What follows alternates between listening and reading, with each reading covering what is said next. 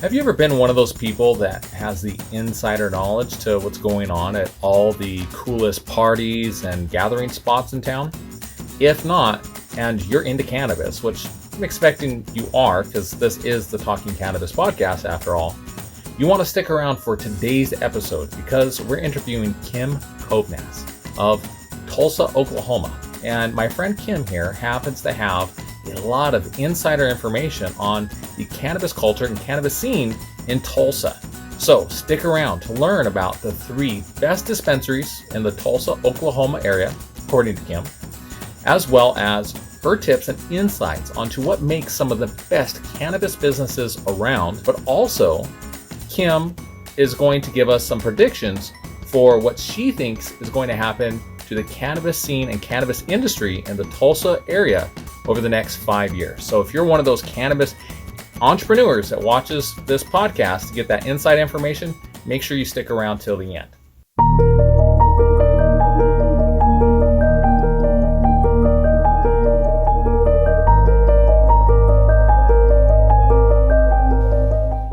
Hi, I'm Louie. I live with chronic pain after being ignored by doctors for years. And I'm Harmony. I have lived with nausea so severe, it's nearly killed me several times. After extensive research, we determined cannabis was the best solution for our health. But then in 2020, CPS did not agree and tried to take our son from us for using cannabis. We were subjected to a litany of drug tests, psych evals, physicals, home inspections, and were even slapped with a felony conviction without a chance to defend ourselves in court. After appealing this unfair ruling, we set a new legal precedent in the state of Arkansas, opening a path for parents who need medical cannabis as medicine. Now, we advocate not just for cannabis legalization, but also for cannabis decriminalization as we connect you with the reality of the cannabis world. Whether it be the hard-to-find information on medical use, resources for cannabis entrepreneurs, or sharing the need-to-know secrets you simply cannot find anywhere else. So join us as we continue talking about cannabis on today's episode.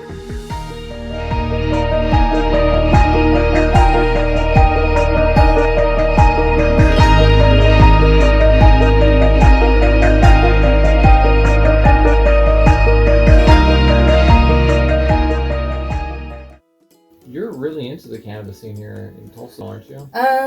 I definitely do. Like, I know a lot of people hang out. Like, a couple weekends ago, we were at Fire Tree Market after hours. Like, he was like, "You guys want to hang out at the shop?" I was like, "Hang out at the shop, let's go." And, so, like, I think that's kind of cool. Just, like, being able to be trusted to be at a place after hours, Yeah. But Tulsa's like the biggest small town you're ever going to live in. So it's like, if you have a certain mindset, you pretty much know everybody else that's in like that cluster type of people. Yeah. You might not be like super close, know them, but you know who they are. But I have a lot of friends that have been passionate about cannabis forever, like, trying to get each other medicine, Yeah. So we're like, nah, I need medicine. These people need medicine. Let's figure it out. If it was running to California or Colorado or whatever, what was happening. And now one of my best friends, she has Uptown Wellness downtown. And it's 24 hours, but they have some of the largest selection of flower, I think, in products. 24 hours. There's 24-hour 24 cannabis hours. dispensaries now? Yeah. She's not the only one. Mm-hmm. She said that her sales doubled whenever she went. Because when you want to buy weed, you normally want to buy it at man. night, and you're It's like, 3 o'clock in the morning, man. And that's what I said, right? And she said no. No. She said, I think that people just knowing that we're never closed, they never had to question whether they could come in at a certain time. She said, but all my sales are pretty much daytime. She said, but they doubled. No one had to think about their hours. Which makes sense. I was just like, all right. I would have expected a lot more night traffic. She's like, not like you would think. She said, but I will never go back because of the response. It kind of makes sense because there have been times that we've like driven somewhere and then it's closed and you're like, what the hell? It's 8 o'clock. The sun's still up. How can you possibly be closed? Right. Yeah, exactly. I've never heard of a 24-hour dispensary. This is something brand new. There's, I don't know exactly how many, but there's quite a few. Really? Uh-huh. I know there's another one in Jinx that I really like, Main Street Meds. I don't know if they're 24 hours or not, but they definitely know what to buy. Like, they're connoisseurs for sure. Like, I know if I go in there, I'm not going to be like, I mean, I guess I'll take this. It's just, there's always something that they really want. What would you say are like the 3 best dispensaries in Tulsa? I would say for selection would be, my favorite place is Fire Tree Market. It's a seed vault as well. Oh, cool. And so they have, I mean, just thousands of different kinds of seeds. And when the weed that they get, they might only have like 8 jars, but they're all really good, and all the specs are out displayed for you to look, you know, like if you know your terps and what you're looking for, like it's all laid out there for you. So I really like that too, instead of just like, yeah, it's 26, you know, it's a sativa. No, I want to see the specs. Like, not everybody cares, but I care. But that's like my number one place. And then Uptown Wellness, I mean, 24 hours, yeah. And I'm like torn between Canna Club and Main Street Meds to be the third one. What is it about the third, the Canna Meds or the because they're both good in different ways. I really enjoy my experience at the Canna Club. It's a bunch of Middle Eastern dudes there, and they've got some swag style, and they're super dope. I love their attitude in there, but they have gas. Like, they have what they want to smoke in there, and it is gas. So if you want like the deep, just pungent, gassy stuff, like, it's there for sure. And their edible selection is on point because they actually eat edibles. They're like, oh yeah, this one right here. Yeah. Because I've only found one other place that has an edible that I like, and it was at Main Street Meds, and it's called Dosed. Yeah. Never heard of it. Oh gosh, it's so good. So, but it's not like any other edible I've had. It's just, there's nanos in it, so I guess it's some kind of different science, you know, whatever. But it works super fast, and like my husband, he loves edibles. He cannot handle one of those. Like, we got him one night. He took one, I took one, and we were gonna go out and on a date and hang out. He goes, "I gotta go home." And I'm like, "What? You're like the one that rides harder than me." I was like, "I feel great." He's like, "I am not okay. I don't know what is going on." Went back to the house. She's just like, "Yeah, babe, that stuff, I cannot. Maybe I should have eaten half of it." It's like, yeah, it's true. You can always eat more. You can't take less. Yeah. Though. But yeah, Dosed, I'd like super recommend them. Yeah, are they hard to find? That was the other place that I know I haven't like super searched. But also, Canna Club had the best price on them that I've seen. Oh. Because I've only been able to find it. I want to get the 1,000 milligrams, so it's like 20, 50 milligrams, and so it's usually 50. Do they taste good?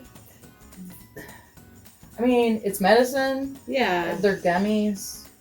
I've had some gummies that are like 1,000, like the 50 milligrams, and they're just like, nasty. You're like trying to swallow it whole versus like the ones where they're actually dangerous because I am now addicted to how good this gummy tastes. It's like in between that because it's a higher dose. I think their lower dose would be like way less, THC in your mouth, but but they have like a lot of citrus flavors, so it kind of just makes it more tart a little bit, a little sour sweet. I could do it, especially for that dose. It's my understanding you live with a lot of back pain, like myself. Definitely, that. And I have a bursitis in both my hips, so my ankle's messed up. I'm falling apart now. Those 1,000 milligram edibles for me, in my experience, those are the only when you buy a package just like that, that's something that's going to be strong enough. I need like Right. 50 milligrams Yeah. to start out with. Which, like, I feel like whenever your body has extra needs, like whenever it comes to pain stuff, that it actually receives it differently than maybe a person that's doing it for more mental or stress or whatever. Yeah. Whenever there's pain, I feel like it works a little differently because, like, I can eat one and I feel great. Like, I'm pain free. Like, I'm not super messed up in my head. I feel good and relaxed, but with him, it was just all heads, It was like, didn't have anything for it else to go to, to help. It was just all in his, he was just like, yeah, I'm overloaded. I can't. And he's one that, like, I've seen him eat like 200 and something milligrams and stuff, like, Oh, man. So I'm like, what do you mean you can't handle Yeah. this? Like, he thought 50 milligrams, no problem, but hadn't had the nano. Let me actually. I'm going to have to look this nano Yeah, technology thing up. because it hits differently. So let's see what it says actually. THC nanoparticles is what it says.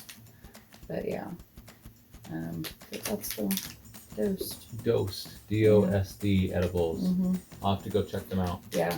Maybe we should do a piece on them sometime when we come back. Yeah. I mean, I've tried a bunch of edibles because that's what I need also. Mm-hmm. And I don't want to feel like pulled down. Yeah. I want to be able to keep going. And it I'm in seems like pain, but I still have to live my life. right, exactly. So I was trying to find a good sativa one, and this one I'm like, oh yeah, I can still go. I feel great. It works in like 20 minutes. What flavor or strain or something is that? It's a sativa, but what was it? Watermelon, tangy, citrus splash, pineapple, and purple punch. Okay. Yeah. That sounds pretty cool. Yeah. So what is it that you see as some common factors in the most successful dispensaries that you know of?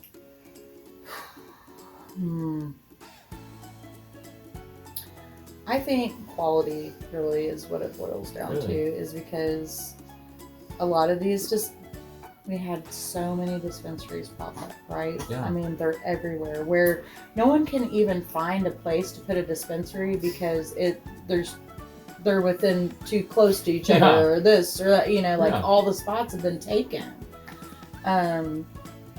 But a lot of them just carry crap.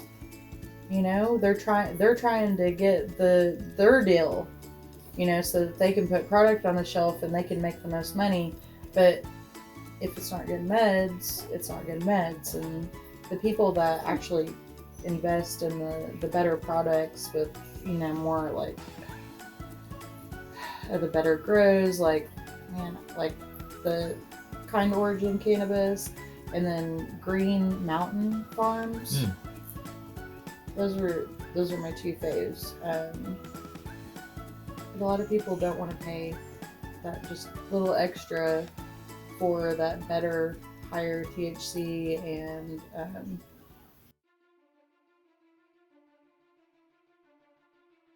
Where do you think you see things going in about the next 5 years for the cannabis industry? I mean, man, so policies are about to change in November.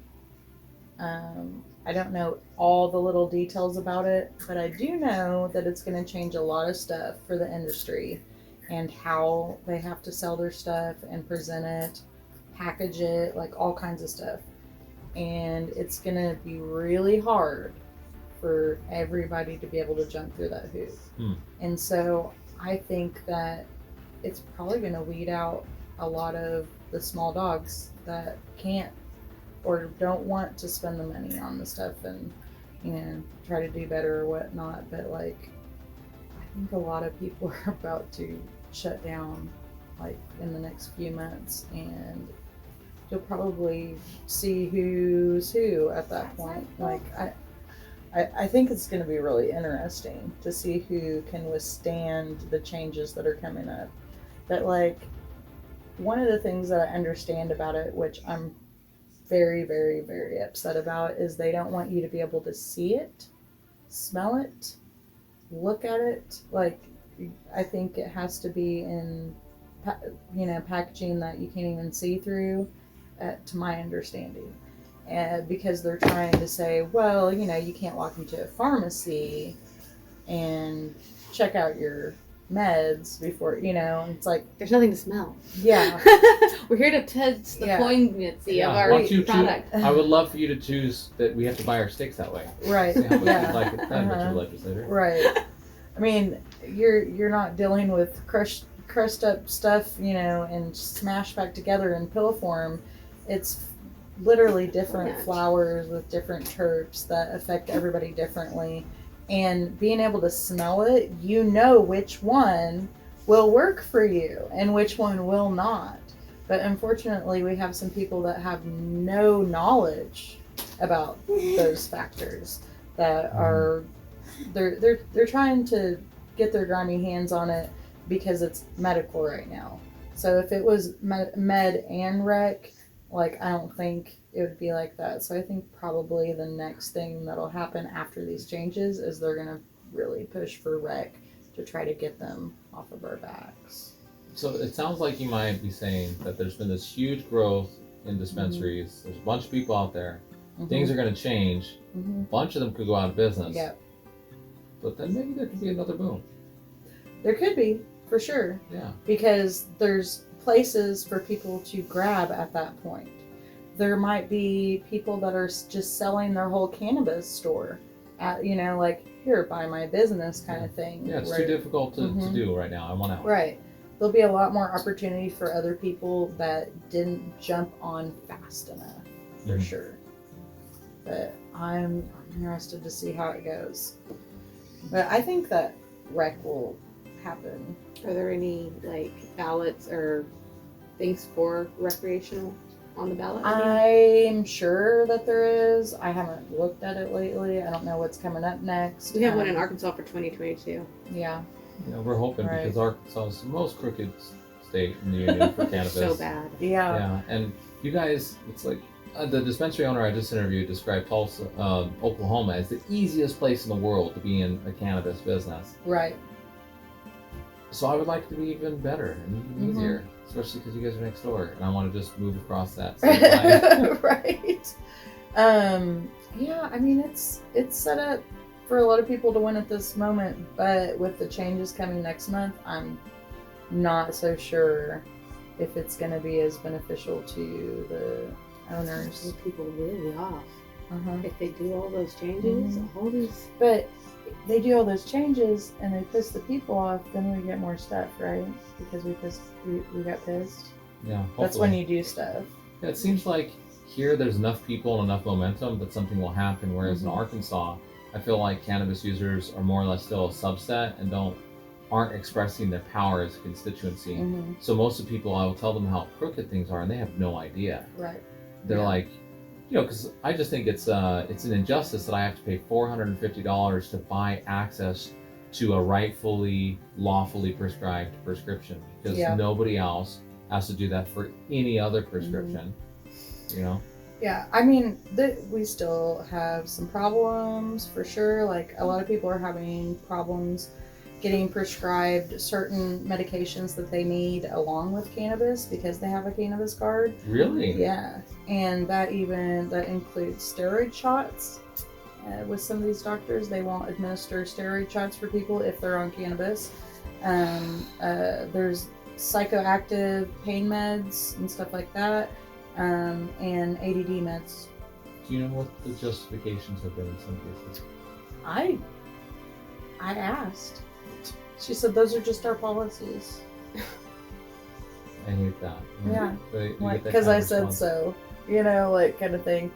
But I wasn't aware of it until it happened to me, where I was like, "What do you mean I can't get my Adderall? Like, I need that." Weed is not Adderall. Like, it's a totally different thing. I'm not abusing my stuff. Like, I take my stuff as prescribed. Like, what do you mean I can't have it? Why? I was prescribed this by a doctor. Actually, the doctor asked me a bunch of questions and he was the one that decided what I needed. Mm-hmm. And then you're telling me that what he decided I needed, I can no longer have because I also need this other medicine that by law is fine? Yeah. It's so crooked. Yeah. It's all just... I don't want weed legal. I want it decriminalized. I want it registered as a freaking vegetable. Yeah. I mean, that's what it is. If you can grow something straight out of the ground, pluck it off, and call it good as a whole, that's a whole food product. Like, what do you mean this is a drug? Like, what? But like by legalizing it, you're still, the power's still in their hands. Yeah. Yeah. It's and then still there. it's like just placating the people enough to where we'll accept it instead of push further for the thing that really needs to happen. Yeah. Because there's more people in jail in this country than all the other developed nations together, and I don't know why people aren't outraged about it. And so much of it goes back to the criminalization of marijuana and how it will destroy your life. And then people say, well, it's a bad thing. No, your persecution and viewpoint on it, and the fact that the people who are persecuting us are getting rich off of the back of the people being persecuted, that's the actual problem. Right. Yeah. A lot of people, when they're like, yeah, don't you want it legal? I'm like, no. They're like, what? You're like, no, I want it decriminalized. I want it taken completely out of their hands. It's none of their freaking business. Like, I want to be able to grow it and put it in a salad too. It's really good for you. Like, it's great. I know one lady, she has to get organic weed. She never smokes it. She just eats it because she has a brainstem injury, and it is the only thing that she's had that helps her function properly.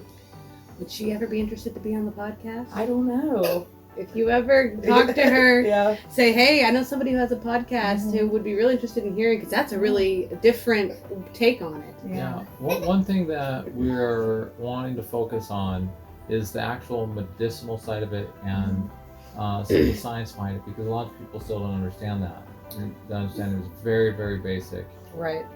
And government makes that hard, obviously. Well, yeah, I mean, they've done so much propaganda over the years. They've, like, brainwashed so many people on, this is a drug, this is bad, you won't ever do anything good in life if you choose this, and then the harder drugs are coming down the road when you do.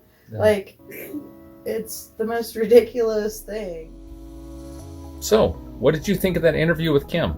I thought it was very insightful. There are so many things that need to be unpacked from this interview that we're actually going to do several subsequent episodes and blog articles specifically around the topics that were discussed in this, because believe it or not, a lot of stuff had to get left out just so we could kind of condense it and streamline it to a few main topics. So on that note, I want to hear from you guys out in the audience. What are your thoughts on the things that Kim said in this video? Where do you disagree, and what are some things that we're missing? After all, it's through our network with people like you in the audience that we make friends with people like Kim. And with that information, we're able to bring you guys some of the best videos out there on the cannabis industry. So let us know what your thoughts are and what the next video that we should cover is. Okay, guys, till I see you out on the road, my name's Lewis. Check you guys out later. Oh, hey, by the way, before I end this video, I also wanted to give you guys a quick shout out. Call to action, in other words, so go check out our website, nonconformistinc.com, and that's where the Talking Cannabis podcast is currently housed, as our website. There we have a lot of industry insider information and news growing continuously, but we also have some resources available for you guys that are in the cannabis industry and some articles for cannabis users, because at the end of the day, it's a part of our passionate mission to make sure that you guys are connected with the stuff that you need to know about how to use cannabis medicinally. After all, it's saved my life. And how to deal with some of the legal, craziness that's out there, because everyone else just can't make up their mind about how everything is cool and copacetic on our end, okay? All right. That being said, I'm out, guys. Check you out later. See you in the next episode.